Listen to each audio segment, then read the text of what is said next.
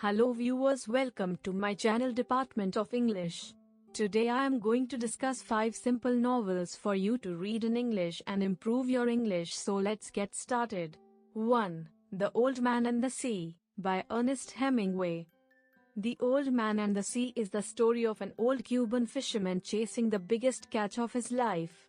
All alone, and miles out to sea, he battles with the fish for several days. The book looks at many themes, like man versus nature and the idea of masculinity, or being a man. It is the way this book deals with these themes that makes it one of the most famous and successful novels written in English. Hot tips. When reading older books, you may find words or phrases that are not used today. Try Google search to see if the phrase is still popular in modern English. Remember to look at the dates of the published web pages too. Hemingway uses short, simple sentences to great effect. This means that the book is quite easy and quick to read, but that it is also powerful. Perhaps one tip to take from Ernest Hemingway's writing is that simple is often best when using English. There are few better authors to teach English than Ernest Hemingway, and The Old Man and the Sea is one of his finest works. Quotation. Then he began to pity the great fish that he had hooked. He is wonderful and strange, and who knows how old he is, he thought. He cannot know that it is only one man against him, nor that it is an old man. But what a great fish he is, and what he will bring in the market if the flesh is good.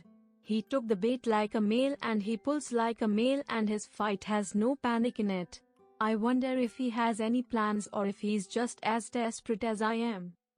This extract, Hemingway is personifying the fish, giving it human qualities, and the fisherman is comparing it to himself.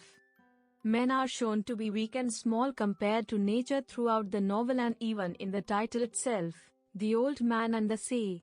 Despite man's technological progress, he is no different to the fish as they both struggle to survive in the dangerous ocean. Words related to fishing are used a lot in this book, which means you will learn some specific jargon related to this topic. In the extract, you can see the word hooked, which means to catch a fish on a hook. There is also lots of emotional language. For example, pity means to feel sorry, and in this context desperate means hopeless. 2. 1984, George Orwell. George Orwell has a special place in many British hearts. There is even a prize named after him, the Orwell Prize, which awards the best political writing across the world. 1984 is a dystopian novel, which means it is based in an imaginary, unpleasant world. This is the opposite of a utopia, which is an imaginary perfect society. It was released in 1948 and looked forward to a future where the world is run by dictators and everybody is constantly being monitored. In the book, the main character, Winston, tries to fall in love and struggle against the government in a world where his every move is being watched. Since it was released, 1984 has been seen as a classic, meaning people think it as one of the best books of all time because of its story and the way it deals with difficult themes. It even created a new word, Orwellian, which is used to describe things similar to the world described in the book. Orwell also had several ideas in 1984 that are often used in political discussions in the UK. One of these is doublethink, which means to accept two opposite ideas at the same time. Another is thought police, which can be used when somebody punishes or judges someone because of what they think. Quotation. From where Winston stood it was just possible to read, picked out on its white face in elegant lettering, the 3 slogans of the party. War is peace. Freedom is slavery. Ignorance is strength. In this extract, Orwell uses contradictions.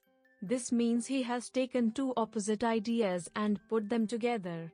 The party slogans are all contradictions, and examples of doublethink. War is peace means that by always being at war and having an enemy, the people will support their government. Freedom is slavery means that, in the eyes of the government, independent men are certain to fail. Ignorance is strength is the idea that if the public are ignorant of politics, the government can stay strong and in full control. As you can see, 1984 deals with some quite heavy political themes, but this should not put you off. It is one of the most popular and entertaining books in the English language. Did you know? George Orwell also wrote a list of rules on how to write well. This is used by native English speakers. Why not try using it to improve your writing in English?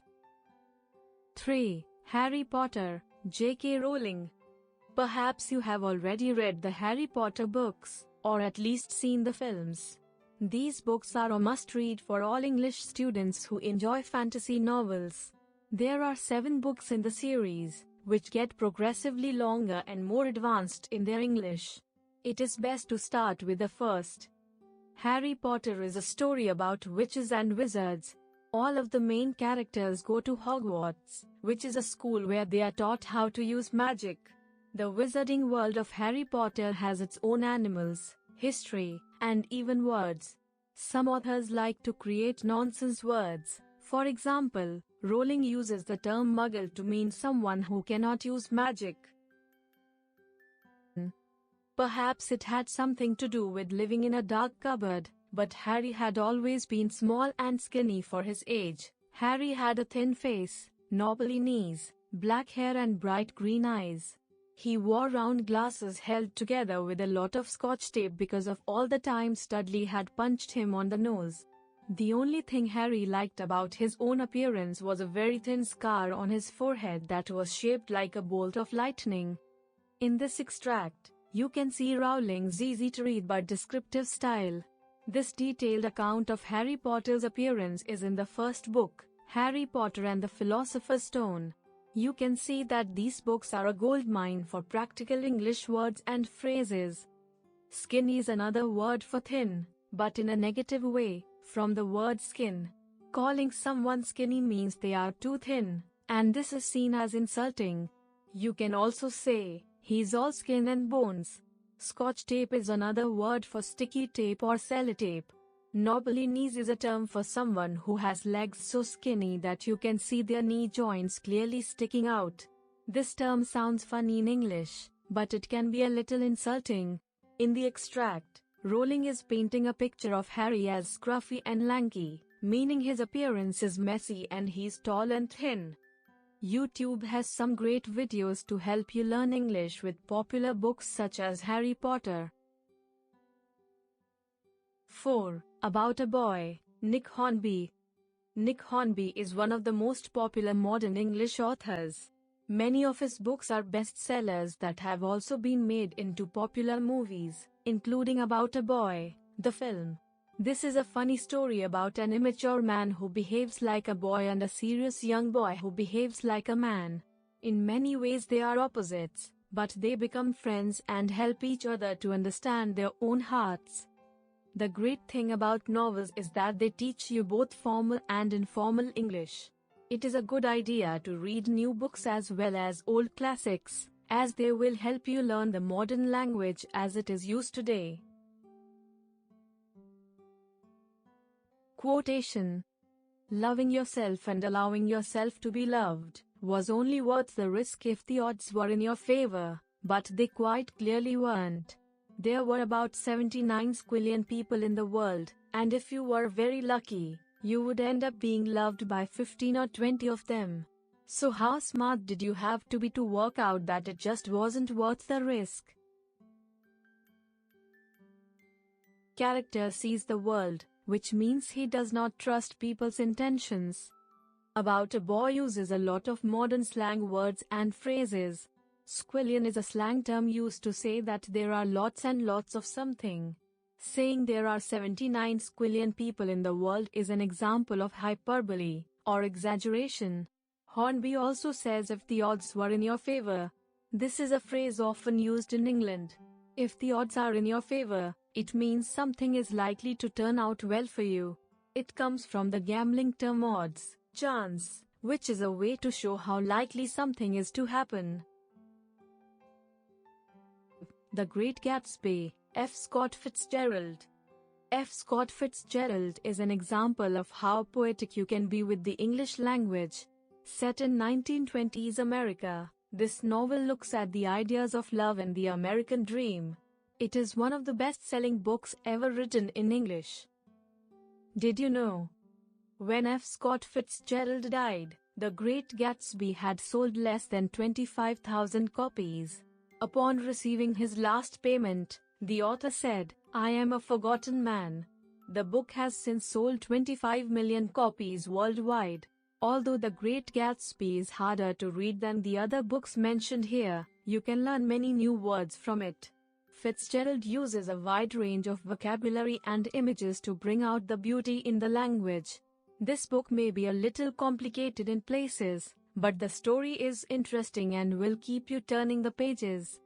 Quotation: "This is a valley of ashes, a fantastic farm where ashes grow like wheat into ridges and hills and grotesque gardens, where ashes take the forms of houses and chimneys and rising smoke and, finally, with a transcendent effort, of men who move dimly and already crumbling through the powdering air."